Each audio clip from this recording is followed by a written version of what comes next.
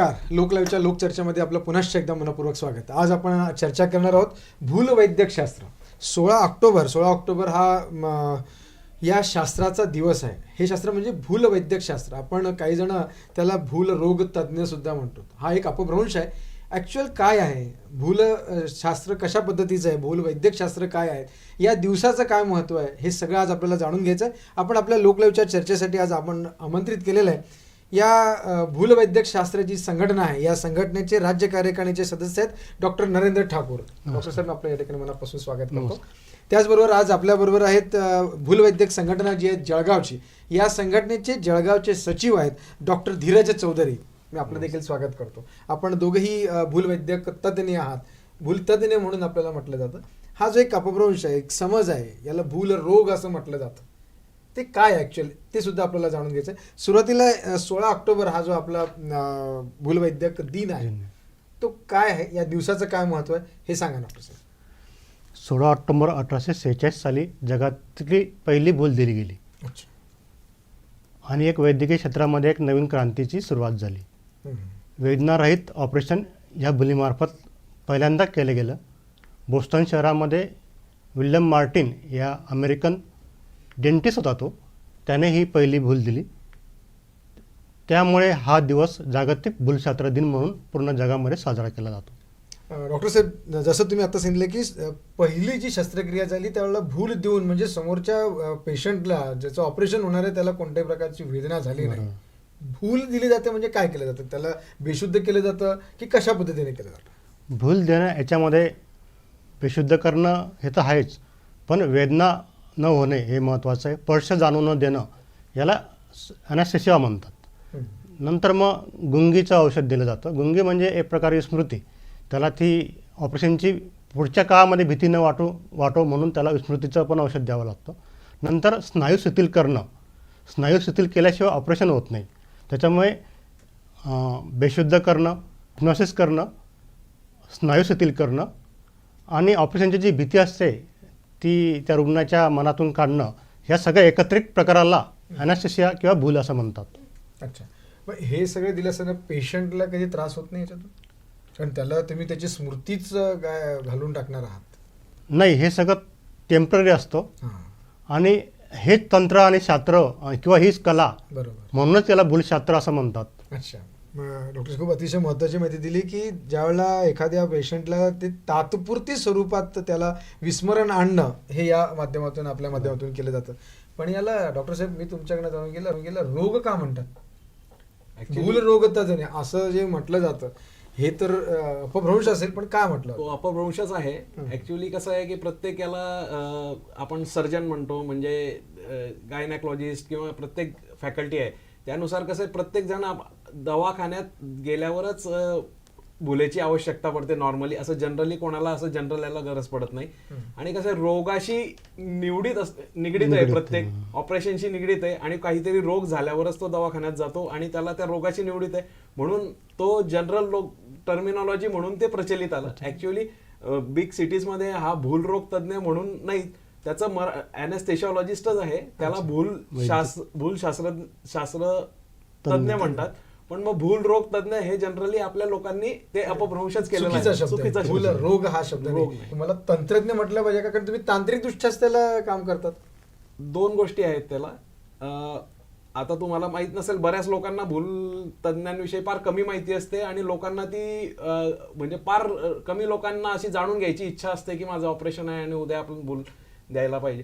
Actually भूल तंत्रज्ञ हा वेगळी टेक्नॉलॉजी आहे, म्हणजे वेगळी पोस्ट आहे. ॲक्च्युली आयडियल इन मोठ्या हॉस्पिटल्समध्ये भूलशास्त्रज्ञ जो राहतो भूलशास्त्रावर, त्याच्या हाताखाली भूलतज्ज्ञांनाही असोसिएट म्हणून काम करतो.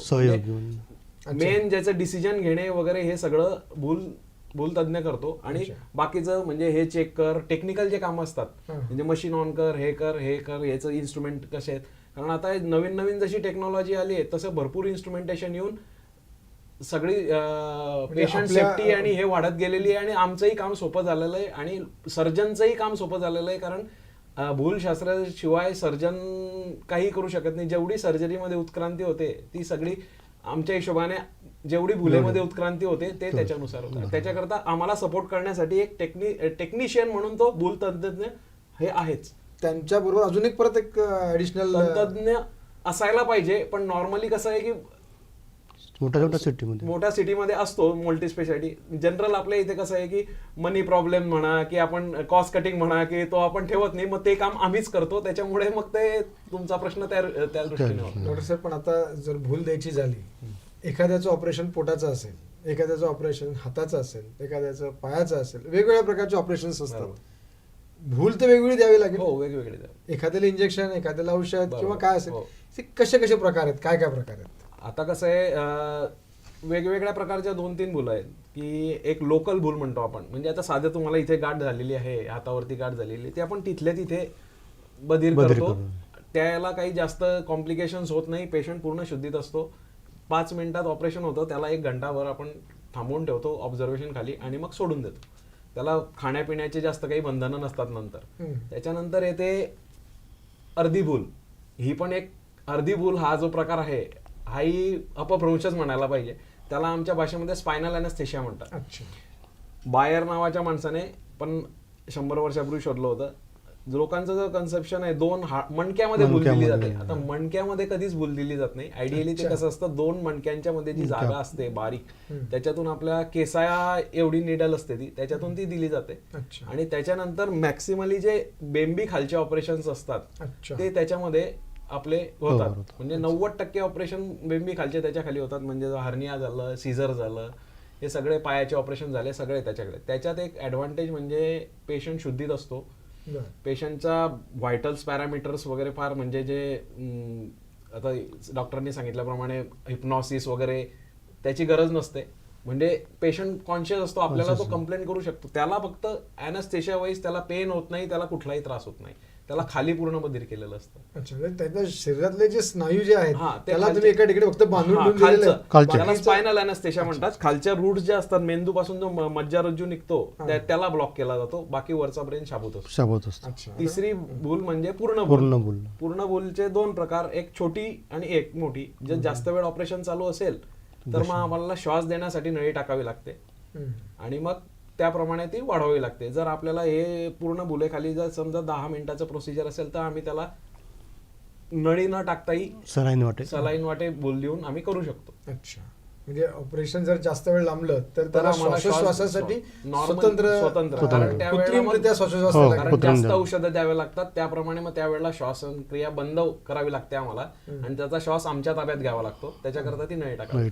ऑपरेशन सुरू करण्याच्या अगोदर जसं हे ऑपरेशन सुरू असताना तुम्ही हे सगळं अॅनेस्थेशियाचे प्रकार जे सगळे सांगितलेत की कमरेच्या खालचा भाग किंवा वरचं करणं, पण ऑपरेशन जर माहिती आहे की ऑपरेशन हे करायचं आहे, ऑपरेशन हे होणार आहे, आणि ऑपरेशन होण्याच्या अगोदर त्या पेशंटने काही फिटनेस केले पाहिजेत का? नक्कीच, प्रत्येक पेशंटने फिटनेस केलाच पाहिजे. कारण बऱ्याच कसं असतं, बरेचसे आजार हे त्याला माहीत नसतात. पण कसं आहे, आता बरेचसे लोक आपल्याला भेटतात की अरे तुझं बीपी वाढलंय, तुला माहिती नाही का? सर मी तपासलंच नाही. अशा बऱ्याचशा गोष्टी होऊ शकतात. आणि ह्या ज्या जेवढ्या गोष्टी आहेत, ब्लड प्रेशर, डायबिटीस, या प्रत्येक कुठल्याही अलाइड आजार जो माणसाला आहे त्याच्याने आम्हाला भूल देताना किंवा त्या देताना आम्हाला तेवढी रिस्क वाढत जाते आणि तेवढं आम्हाला प्रिकॉशन घेणे किंवा त्या पद्धतीने त्या प्रकारचं औषध वापरणे आणि त्या प्रकारची भूल वापरणे हे त्याचं डिसिजन घेणं हे फार महत्वाचं असतं. प्लस जेवढं त्याला जर काही आजार आहे तर त्याची रिस्क किती प्रमाणात वाढणार आपल्याला ते पेशंटला सांगणं जरुरीचं आहे. कारण पहिले त्याचं ऑपरेशन करायचं का नाही करायचं, म्हणजे समजा हृदयाचा हॉलचा आजार आहे आणि आपल्याला ऑपरेशन करायचं आहे, जर तो निघाला हॉलचा ऑपरेशन आणि याला करायचं आहे हर्नियाचं ऑपरेशन, तर हर्नियाचं ऑपरेशन इमर्जन्सी नाहीये. आपल्याला पहिले ते हृदयाचं ऑपरेशन करणं महत्वाचं आहे. समजा त्याच वेळेला त्याला आतडं फुटलेलं आहे किंवा काहीतरी फुटलेलं आहे तर आपल्याला तेही करणं जरुरी आहे. म्हणजे तेही रिस्क घेऊन आपल्याला ते ऑपरेशन करावं लागतं. हे तराजूमध्ये तोलून आपल्याला ते डिसाईड करावं लागतं की त्याच्यासाठी हे सगळी ही डिसिजन घेण्याची तुमची जबाबदारी आणि ही आमची जबाबदारी. दुसरी गोष्ट की पेशंटचा आउटकम, म्हणजे हे सगळं होत असताना पेशंट त्याच्यातून भुलेतून व्यवस्थित बाहेर आला पाहिजे आणि सगळा व्यवस्थित त्याचा वॉर्डात व्यवस्थित झाला पाहिजे. कारण भूल दिल्यानंतर बरेचसे कॉम्प्लिकेशन्स होऊ शकतात. ते कॉम्प्लिकेशनचा रेट कमी करतो आपण हे सगळं पहिलेच डिसिजन घेऊन. ऍक्च्युअल ज्यावेळेला भूल दिली जाते त्याला दृश्य कसं राहत असेल? प्रत्येक रुग्णाला जसं आपण ऑपरेशन थिएटरला जातो त्याला असं युद्धावर जाण्यासारखं वाटतो. त्याच्या चेहऱ्यावरती तणाव असतो, टेन्शन असतो, भीती असते आणि एक त्याच्याप्रमाणे त्याच्या शरीरामध्ये बदल होत जातात. ते बदल टाळण्यासाठी ॲनेस्थेसिओलॉजिस्ट हा प्रयत्न करतो. त्याला थोडा धीर देतो. त्याच्यानंतर त्याला डॉक्टरने सांगितल्याप्रमाणे पूर्वतपासणी करतो. त्याला काही प्रश्न विचारतो, जसं काही तुला काही ॲलर्जी आहे का, तू उपाशी आहे का. कारण उपाशी राहणं हे भुलीसाठी महत्त्वाचं असतो. कमीत कमी 6 तास पेशंटने उपाशी राहणं हे महत्त्वाचं असतो. त्याला काही आजार आहे का पूर्वी ते विचारतो. हे झाल्यानंतर आम्ही त्याला मॉनिटर लावतो. मॉनिटर म्हणजे आता सायन्स इतकं पुढे गेलेलं आहे की आम्हाला शरीरातले प्राणवायूचं प्रमाण कळतो, नाडीचे ठोके कळतात, बीपी किती हे सगळं पाहिल्यानंतर मग आम्ही ह्या पेशंटला कुठली भूल द्यायची हे त्यावेळेस ठरवून त्याप्रमाणे आम्ही पुढची कारवाई करतो. भारतीय समाज जीवनामध्ये 40% लोकांना ही कल्पना आहे की एकदा तज्ञाने भूल दिली तो घरी निघून जातो. हे साफ चुकीचं आहे. भूल दिल्यानंतर ॲनेस्थेसिओलॉजिस्ट कधीच घरी निघून जात नाही. भूल दिल्याच्या आधीपासून तर भूल दिल्यानंतर आणि भुलेतून पेशंट बाहेर येईपर्यंत, ज्याला आपण पेरी ऑपरेटिव्ह फिजिशियन नावाची संकल्पना आहे, तोपर्यंत पेशंट हा भूलतज्ञाच्या ताब्यामध्ये असतो. जोपर्यंत पेशंट शुद्धीवर येत नाही, तो बोलत नाही, त्याला संवेदना येत नाही, तोपर्यंत भूलतज्ञ त्याला सोडून जात नाही. भूलतज्ञांचं जे कार्य आहे, जसं तुम्ही सांगितलं की ऑपरेशन झाल्यानंतर पेशंट पूर्व स्थितीत आल्यानंतरच त्याचं काम हे संपलेलं असतं. ऑपरेशन पुरती तुम्ही ते थांबणं आवश्यक आहे की ऑपरेशनच्या नंतर परत येणं अपेक्षित आहे, की कशा पद्धतीचं ऑपरेशनच्या कार्यकाळातलं तुमचं काम कसं राहतं? काय असतं, ऑपरेशनमध्ये सुरू असतात, डॉक्टर्स आतमध्ये ऑपरेशन करतात, ते आम्हाला एखाद्या स्क्रीनवरती पण दिसतं. हो. पण भूलतज्ञ तिथे काय काम करत असतो हे कधीच आम्हाला दिसलेलं नाही. तो वैमानिक कसा असतो की तो पूर्ण एकाग्रतेने, कॉन्सन्ट्रेशनने आणि चिकाटीने आपलं काम करत असतो. ज्याप्रमाणे आपण म्हणतो की विमानाचं टेकऑफ होतो, नंतर मेंटेनन्स होतं, अवकाशातलं नियंत्रण त्या वैमानिकाच्या हातामध्ये असतो, नंतर स्मूथ लँडिंग होतं. Very good. त्याचप्रमाणे भूलतज्ञ सुरुवातीला स्मूथ टेकऑफ करतो. अच्छा अच्छा. आणि म्हणजे त्या पेशंटला तो भूल देतो. त्याच्यानंतर तो पेशंटचे व्हायटल पॅरामीटर, जे आपण डॉक्टरने सांगितलं की व्हायटल पॅरामीटर म्हणजे नाडीचे ठोके, बीपी, लघवीचं प्रमाण, श्वास किती आहे, ह्याच्यावर तो नियंत्रण ठेवतो. आणि सगळ्यात शेवटी ऑपरेशन झाल्यानंतर भुलीतून बाहेर येण्यासाठी तो प्रयत्न करतो, ज्याला आपण स्मूथ लँडिंग म्हणतो. त्याच्यामुळे नॉर्मल जेव्हा ऑपरेशन असतात त्यावेळेस भूलतज्ञ हा अर्जुनासारखं काम करत असतो. अच्छा. पूर्णपणे एका ध्येयावरती त्याची नजर असते. आणि ज्यावेळेस पेशंट क्रिटिकल होतो, काही गुंतागुंत होते, काही गंभीर आजाराने स्थिती नियंत्रणाच्या बाहेर जाते, त्यावेळेस त्याचा रोल हा श्रीकृष्णासारखा असतो. पूर्ण सूत्र तो आपल्या ताब्यात घेतो. अच्छा. ज्यावेळेस पूर्ण टीम हताशाने निराश होते त्यावेळेस फक्त भूलतज्ञ हा आपल्या डोळ्यांनी, आपल्या शरीराने जागा असतो आणि तो शेवटपर्यंत निराशा सोडत नाही. कारण त्याचं एकच ध्येय असतो की पेशंट हा मरू नये. प्रत्येक वेळेची जी भूलशास्त्र तज्ज्ञ जे असतात त्यांची जी फी असते ना, ती मात्र खूप वेगवेगळी असते. हे असं का? बरोबर आहे. कार्य तर सगळं एकाच ठिकाणचं दिसतं आहे, वेगवेगळी फी का घेतली? इतर डॉक्टरांप्रमाणे आमची फ्री अशी काही प्रमाणित नसते की आम्ही बोर्डावर लावत नाही. कारण ॲक्च्युली प्रत्येक भूल ही वेगवेगळ्या प्रकारे दिली जाते. भूल किती वेळ दिली गेली, त्याचा सर्जरीचा ड्युरेशन किती होता, ऑपरेशन किती वेळ चाललं, ऑपरेशनला रिस्क किती होती, त्याचप्रमाणे ऑपरेशन कुठल्या प्रकारची दिली गेली. जे आपण डॉक्टरांनी सांगितलं की ऑनशिप भूल होती, स्पायनल होती किंवा लोकल होती किंवा पूर्ण भूल होती, पेशंटला कोणते आजार आहे, पेशंट किती क्रिटिकल आहे, याप्रमाणे ती फी ठरवली जाते. सांगास खंत वाटतं की इतर देशांच्या मानाने भारतामध्ये भूलतज्ञांना फी कमी मिळते. अच्छा. कारण याचं प्रमाणीकरण अजून केलं गेलं नाही.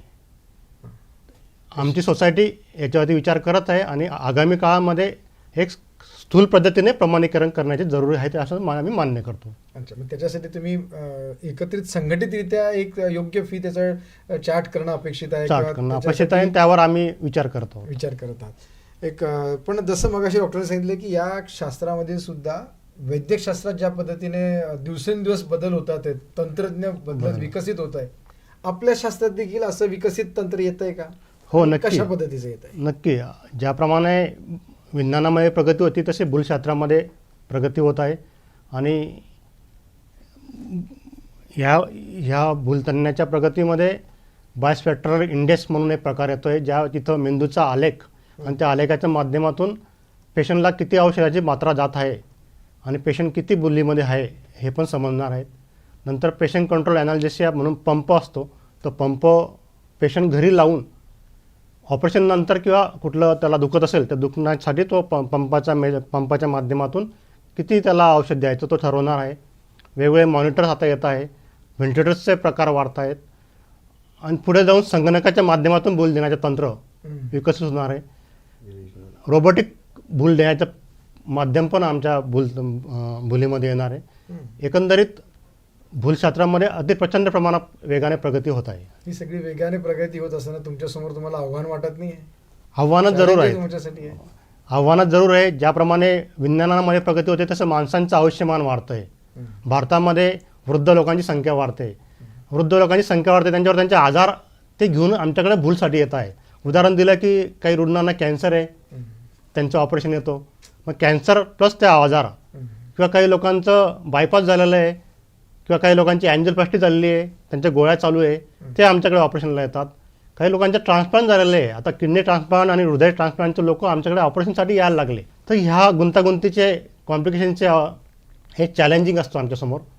नंतर स्थूलपणा भारतामध्ये वाढतो आहे. आपण सगळे आता बसलेलो आहे, आपण बरं आहे की नॉर्मल आहोत, परंतु भारतामध्ये स्थूल लोकांची संख्या वाढते. स्थूल लोकांना भूल देणं हे पण चॅलेंजिंग जॉब असतो.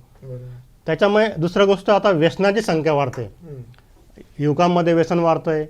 अल्कोहोल, निकोटीन, मॉर्फिन, ड्रग्स यांच्या अतिसेवनामुळे त्या लोकांच्या तब्येतीवर परिणाम होतो. पण ते ज्यावेळेस आमच्याकडे भूलसाठी येतात, कुठल्या ऑपरेशनला येतात, त्यावेळेस त्यांना भूल देणं हे आमच्यासमोर एक चॅलेंजच असतो. जर की तुमच्यासमोर रोबोटिक येऊन गेला तर तुम्हाला तिची भीती नाही वाटत की आपल्या शेवटी हा व्यवसाय आहे सुद्धा, बरोबर, वैद्यक व्यवसाय सुद्धा आहे. रोबोटिक जर तुमच्या जागेवरतून बरं तर तुम्हाला जे सिनियर डॉक्टर्स आहेत त्यांनी का बोलावं, अशी शंका येणार नाही पुढे चालून? आपली शंका बरोबर आहे, परंतु शेवटी मी तुम्हाला म्हटलं की भूलशास्त्र जसं वाढत आहे, जसं वेगाने विकसित होत आहे, तसं त्याच्यामधला भूलतज्ञांचा हा रोल काही कमी होणार नाही. कारण भूलतज्ञ आजच्या घडीला तसं पहिलं ते रोल मॉडेल आहे. वैद्यकीय व्यवसायामधलं एक दीपस्तंभ म्हणून भूलतज्ञ ओळखला जातो. तुम्हाला मी उदाहरणार्थ सांगतो की भूलतज्ञाचं काम आपण फक्त ऑपरेशन पुरतं आता बोललो, पण भूलतज्ञाचं काम ऑपरेशनच्या बाहेर पण बऱ्याच ठिकाणी आहे. जसं की सिटी स्कॅन MRI पण भूल द्यायला जावं लागतं, कॅथलॅबमध्ये भूल द्यायला जावं लागतं. लेबर ॲनालिसिस म्हणून प्रकारे काही महिला असतात त्या डिलिव्हरीच्या वेळेस म्हणतात की मला वेदनारहित प्रसूती करून द्यावी, त्यावेळेस पण आम्हाला लेबर ॲनालिसिस म्हणून प्रकार द्यावा लागतो. नंतर जसं COLS डॉक्टरांनी सांगितलं की आम्ही बेसिक लाईफ सपोर्टमध्ये त्याचा प्रचार प्रसार करतो. नंतर क्रिटिकल केअर, आज तुम्ही पाहताय आपल्या जळगावमध्ये जी क्रिटिकल केअर आहे, त्या क्रिटिकल केअरची स्थापना आणि संचालन हे भूलतज्ञच करतात. त्याच्यानंतर अशा कितीतरी गोष्टी आहेत की आता ऑर्गन ट्रान्सप्लांटचा विषय निघतो आपला, की अवयव काढण्यासाठी पण भूलतज्ञांची गरज पडते. त्याच्यामुळे भूलतज्ञ फक्त ऑपरेशन पुरतं आहे किंवा त्याचं ऑपरेशनला रोबोटिकने भूल दिली तर तुमची गरज पडणार नाही असं नाही आहे. तुमचं स्थान हे अबाधित आहे. आमचं स्थान अबाधित आहे. आमचा कार्याचा विस्तार इतका वाढलेला आहे की आज भारतामध्ये इतर पॅथीच्या मानाने भूलतज्ञाचं काम जर आपण अवलोकन केलं तर आपल्याला जरूर खात्री पडेल की भूलतज्ञ हा रोल मॉडेल आहे. त्याच्यानंतर मी ह्या पलीकडे जाऊन असं सांगू इच्छितो आपल्यासमोर की आज वैद्यकीय क्षेत्राला एक डाग लागलेला आहे. सामान्य जनांमध्ये असा विचार येतो की वैद्यकीय क्षेत्र चांगला व्यवसाय आहे, उदात्त व्यवसाय आहे, पण काही गोष्टींमुळे तो आज डागाळलेला आहे. त्या कथित असतील त्या मोजक्या लोकांमुळे असेल त्या गोष्टी, जसं काही कट प्रॅक्टिस, माल प्रॅक्टिस, जाहिरातबाजी, अनैतिक गोष्टी, श्रीभूणहत्या, किडनी रॅकेट, हे सगळं आमच्या व्यवसायाला लागलेला कलंक आहे. तो काही मोजक्या लोकांमध्ये आहे, पण मला सांगायला अभिमान वाटतो की ह्या सगळ्या गोष्टींपासून आमची शाखा खूप लांब आहे. एक अंतर आमच्यामध्ये आहे. आमच्यावर कोणी असा आरोप करणार नाही की आम्ही विनाकारण भूल दिली. आमच्यावर असा कोणी आरोप करणार नाही की आम्ही कट प्रॅक्टिसमध्ये सहभागी आहोत. आमच्यावर कोणी आरोप करणार नाही की डॉक्टर श्रीभूणहत्येमध्ये सहभागी आहोत. तर मला ह्या माध्यमातून लोकांसमोर आणि आपल्यासमोर सांगायचं आहे की वैद्यकीय व्यवसायामधला रोल मॉडेल हा ॲनेस्थेसिओलॉजिस्ट आणि भूलतज्ञच आहे. त्या मानाने जशी प्रतिष्ठा, जसं मान सन्मान मिळाला पाहिजे तसा मिळत नाही भूलतज्ञाला. आपला आतापर्यंतचा अभ्यास पहा, अटल बिहारी वाजपेयींचं ऑपरेशन झालं, ज्या डॉक्टरांनी ऑपरेशन केलं ते प्रसिद्ध झाले. शरद पवार साहेबांवर ऑपरेशन झालं ते डॉक्टर प्रसिद्ध झाले. अमिताभ बच्चन सारख्या सेलिब्रिटीवर ऑपरेशन होतो ते हॉस्पिटल आले तेव्हा डॉक्टर प्रसिद्ध होतो. पण ज्या लोकांनी त्या ऑपरेशनच्या वेळेस भूल दिली त्या ॲनास्थेसिओलॉजिस्टचं त्या भूल त्यांना नाव कधीच पेपरात किंवा कसे प्रसिद्धीच्या माध्यमातून पुढे येत नाही. डॉक्टर ठाकूर साहेबांनी त्या ठिकाणी सांगितले की त्या ठिकाणी असलेला जो डॉक्टर असतो त्या डॉक्टरच्या बरोबरीने आपलं भूलशास्त्र तज्ज्ञांचं काम सुरू असतं. ॲक्च्युअल तुमचं काम त्या ठिकाणी जसं यांनी सांगितलं तर तुमचं मत काय, कशा पद्धतीने तुम्ही त्या ठिकाणी सहभागी असता? पूर्ण ऑपरेशनच्या वेळेला लोक म्हणतात की जात राहतात, पण भूलशास्त्रज्ञ हा उलट सर्जनच्या आधीपासून तिथे आलेला असतो आणि ऑपरेशन संपल्यावर सर्जन निघून जातो आणि हा त्याच्यानंतरही असतो. म्हणजे त्याच्यापेक्षा जास्त वेळ हा ऑपरेशन थिएटरमध्ये असतो. प्रॉपर पद्धतीने भूल द्यायची, नंतर जोपर्यंत ऑपरेशन चालू असतं तोपर्यंत मिनिट टू मिनिट त्या पेशंटचं मॉनिटरिंग करणे हे त्याच्या हातात असतं. म्हणजे कसं आहे की सर्जनने काही रक्तवाहिनी फोडली तर पटकन त्याचं बीपी वाढतं, कमी होतं, ठोके वाढतात, ते लगेच कसे कंट्रोल करायचे हे त्याच्या हातात तेव्हाच त्याला लगेच करावं लागतं भुलेमध्ये असताना. कारण ते जर नाही कंट्रोल केलं तर मग तिकडे रक्तस्राव जास्त वाढत जातो आणि त्याचा अजूनही तोटा पेशंटला होतो. तर हे जे ऑपरेशन चालू असतं तसं मिनिट टू मिनिट त्याचं रेकॉर्डिंग हे त्याला करावं लागतं आणि त्याची मॅनेजमेंट करावी लागते. आता हे करत असताना 10-15 वर्षापूर्वी जेव्हा मॉनिटरिंग आमच्याकडे मॉनिटर्स नव्हते त्यावेळेला आम्ही नाडी बीपी याच्यानुसार करायचो, कलर कसा आहे पेशंटचा प्लस कसं आहे त्यानुसार. पण आता आमच्या जसं जसं मॉडर्न टेक्नॉलॉजी आहे तसे आमच्याकडे मॉनिटर्स यायला लागले. म्हणजे नाडीचा वेग, ब्लड प्रेशर, ऑक्सिजन सॅच्युरेशन या प्लस कार्बन डायऑक्साईडचं शरीरातलं प्रमाण EtCO2 त्याला म्हणतात. हे सगळ्या गोष्टी BIS इंडेक्स या सगळ्या मॉनिटरिंग यायला लागल्यामुळे त्या मानाने आमचं काम हे एकदम सुलभ झालेलं आहे आणि त्या मानाने परफेक्ट होत चाललेलं आहे. त्यात कसं आहे सोनोग्राफी आमच्या ह्याच्यात यायला लागलेली आहे. त्याच्यामुळे आम्ही प्रत्येक बॉडीचा असं आहे भविष्यामध्ये आताही जवळपास 90% पण भविष्यामध्ये 100% प्रत्येक भाग हा आम्ही ब्लॉक करू शकतो की पूर्ण भूल न देता आम्ही जेवढं आवश्यकता आहे, जेवढ्या भागाची आवश्यकता आहे तेवढंच भागाला बोटाची आता हाताची कसं आहे की आपण पहिले बायपास करायचे वगैरे की तर आता शुद्धीत असतानाही बायपास करू शकतो हो असंही होतं. कारण तेव्हा पूर्ण बुलत द्यावी लागायची. थायरॉइडचे ऑपरेशन पहिले पूर्ण बुले खालीच व्हायचे कारण तिथे द्यायचे नाही. आता कसं आहे आपण फक्त सर्वायकल ब्लॉक देऊन किंवा असं मल्टिपल ब्लॉक देऊन ज्याच्याकडे आम्हाला मदतीला उपकरणं आलेले आहेत की ज्याच्याने आम्ही स्पेसिफिक नर्व ब्लॉक करून तीच जागा बधीर करू शकतो. त्याचे कॉम्प्लिकेशनही कमी आहे आणि आउटपुटही चांगलं. धन्यवाद डॉक्टर साहेब. आज आपल्याकडे डॉक्टर नरेंद्र ठाकूर आणि डॉक्टर धीरज चौधरी यांनी खूप अतिशय चांगली आणि महत्त्वपूर्ण अशी माहिती दिली की 16 ऑक्टोबर हा जो दिवस आहे हा दिवस भूलशास्त्र तज्ज्ञांचा दिवस आहे आणि या शास्त्रतज्ञ दिवसानिमित्त आजची आपली या ठिकाणी चर्चा झाली. या चर्चेतून एक गोष्ट मात्र आपल्या निश्चित लक्षात आली की भूलशास्त्र तज्ज्ञ जे आहेत यांचं काम हे तात्पुरती मर्यादित जरी असलं तरी आपल्या जीवनाला आपल्या आयुष्याला कलाटणी देण्याला सुद्धा ठरू शकतं. आणि सगळ्यात महत्त्वाचं म्हणजे हे जे डॉक्टर आहेत हे अर्जुनाचंही काम करतात आणि तितकं श्रीकृष्णासारखंही काम करत असतात. अशा या डॉक्टर्सला या डॉक्टर्सच्या भूलशास्त्र दिनानिमित्त आपल्या साऱ्या दर्शकांच्या वतीने या संघटनेमध्ये असलेल्या सर्वच डॉक्टरांना मी मनापासून या ठिकाणी शुभेच्छा देतो आणि थांबतो. आपण पाहत आहात लोक लाईव्ह, तुमच्या मनातलं